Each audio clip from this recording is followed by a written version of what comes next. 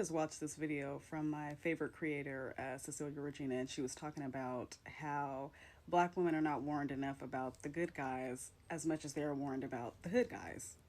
And as someone from the hood, I feel like it was only right for me to give a observation that only someone that grew up in these environments can give on why that is. So, when you have what is deemed as a good black man in our community, most of the times that is by force. He does not want to be the good black man.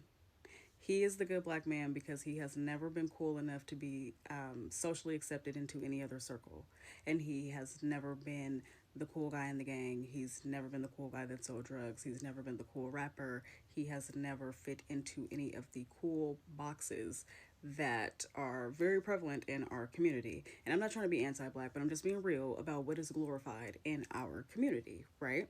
So this quote unquote good man is has become a good man by default.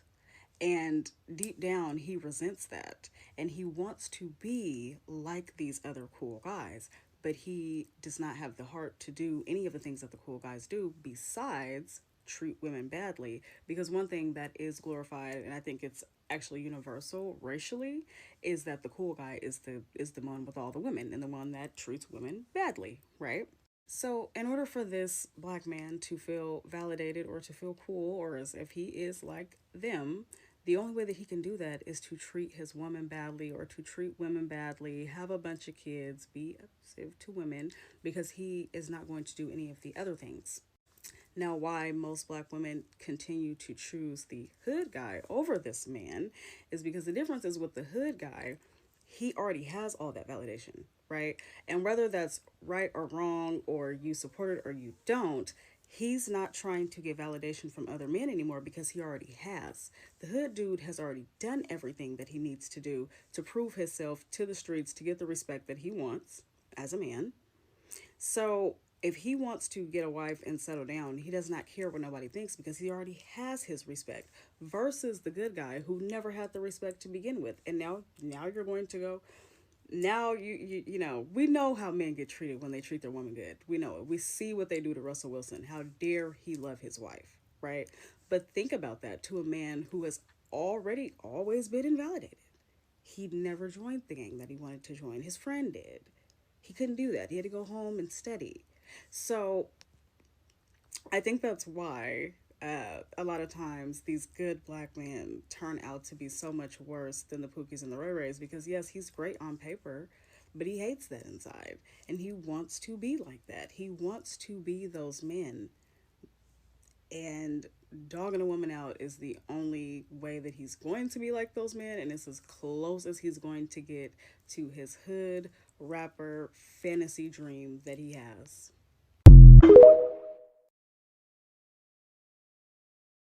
All right, man. We got this young lady right here saying that. Make sure my microphone on. Yep. Got this young lady right here saying that good men, good guy, men that are good are only good because they didn't have the heart to be bad guys. It just look how black women think, man. Look how Keisha think, man. They think because they associate drug dealing and being a criminal with being cool, and that's why I did the video talking about um, black women. You know, do black women love criminals? People got mad, but it's the truth. It's the truth.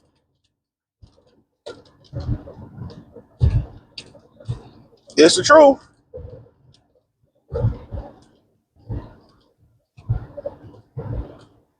It's the truth.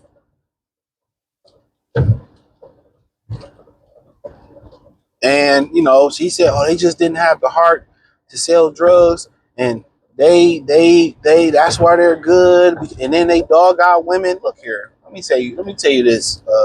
Any woman that got all that shit on their chest, you ain't shit. You ain't shit. All them tattoos on your chest, you probably selling it. That's from my experiences. They say Jab say the story of a black woman is on her chest, and that's her stuff. Well, I come from that community. We know it. We can see it is written all over your chest. You don't have to say a word. You don't have to say nothing. We looking at your chest, all that bullshit, you for the streets. I ain't even have to hear you say nothing. I don't need to know the title. Looking at you, you for the streets. But you want to know why you come across. Let me skip to the point for you real quick. You want to know why you get with the so-called productive, good black men, and they treat you like a bird because you is a bird. You is a bird. You a ghetto bird in my Ice Cube voice. I was eating fish and watching Urkel. What do you say? While the birds circle, I was eating fish and watching Urkel. You know, that's why they do you the way you do. Women cannot process this, dog. They can't process this part, and they try to think like men and try to speak like men and try to be men, but they can never process this part of the game. Once you say certain things to men, right? You say something that's way on the left of the game. Men just say, okay, she just for a good time. Or you know what? I don't even want the good time. I'm just gonna ghost her. Women, for the life of me, they never can understand that. A guy might give you a chance and then he talk to you, you a bird. He pick up that you a whole bird, you a whole chicken head, you a whole bust down, and that's how you get categorized. It ain't because, oh, they dogged you out because of who you are. You're not this good woman that you think you are. And they can't even tell you what a good woman is. Ask a woman what a good woman is. Most women can't tell you. But back to her original point, saying that men are, oh, the good, no, that's like saying, so basically that's like saying, you have guys who didn't sell drugs, right? You got guys who didn't sell drugs. Does that mean that they good? No, they still could be killers, thieves, they still could be womanizers. That's a fact. Okay, are the jocks not cool because they not criminals? That's what I got to ask. Is the jocks not cool because they not criminals? The people that shoot jump shots, that hoop and all that. In this day and age, are the influencers not cool because they don't sell drugs? Just think about how they really, really think, bro. Remember Chris Cross? I don't think they sold drugs. They was just, Jermaine Dupri said I found them in the mall and these girls were surrounding them and they was cool. He was like, y'all rappers? So he said, no, we just kicking it. We just chill. We just hang. They didn't sell drugs and they still was considered cool. So that's just show you how small and how much of a bird brain these women, how they try to think, and they try to sound smart and educated and they just look dumb. Being a drug dealer don't make you cool. Guys can't be, good guys and be cool is wild. You can't be good because you was morally raised in a great situation to be good, to be a good person. Well, the good guys, basically what she's saying is, I know when I deal with a hood dude, I don't have any expectations, and you know, that's pretty much what she's saying. Like I'm accepting a bit when the good guy come in, I want the most out of him, and they dog us out. Of course, they gonna dog you out. Why would any guy keep you talking the way you talk and looking the way you look? That's the number one issue you get with women on the internet.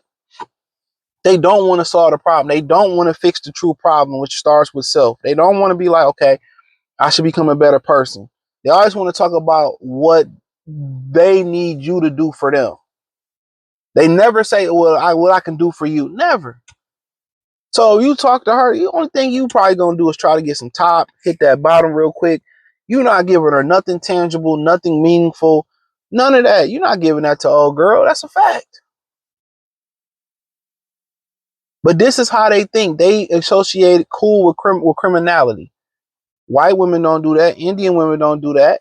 That toxicity might turn them on, but they know better. They know how to regulate and control that toxicity. You see what I'm saying? They know better. And just like I said before, I agree with what AC said, man. He said Pookie and Keisha, most Keishas deserve each other. And that's a fact.